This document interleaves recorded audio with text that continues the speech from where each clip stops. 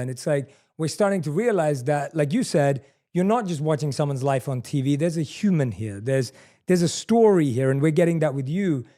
Do you think was this an epiphany that you had before the accident? Or was it that this really, because in your Audible, when you talk about like how when it's just silent, you figure out what really matters. Like when I heard that, I was just thinking like, our near-death experiences, you were told when you came out of it, you should be dead. And you're like, well, I don't remember anything. Does that feel like that was a moment that there is a massive awakening, or were you already kind of working with some of this? No, I was always a transparent and authentic person, but you definitely change. That's what, right? You definitely change. And by the way, still changing. I'm not sitting in front of you, as an unflawed man. Like I am my dad's child, and I'm my mother's child as well. There's nothing more humbling than a quiet room. There's nothing more humbling than the realization of what is really like necessary.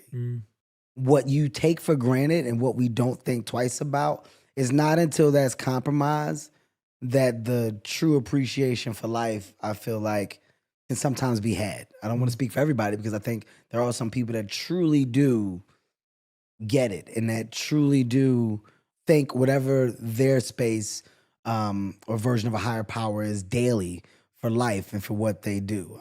I believe in God, so I'm not as spiritual as some may be, but I'm very thankful for the life that God has allowed me to live and the opportunities that I've been able to embark upon. But I got a lot more appreciation after life was almost gone, right? Like, do you really appreciate your toes? Do you really appreciate your fingers? Like, do you really think about your movement, your joints, vision, smell?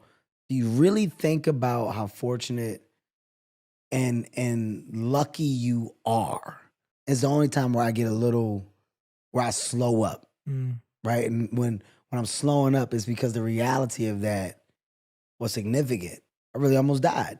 My kids and all that, like what? As I'm moving so fast, I didn't even have everything dialed up for if said thing were to happen. What?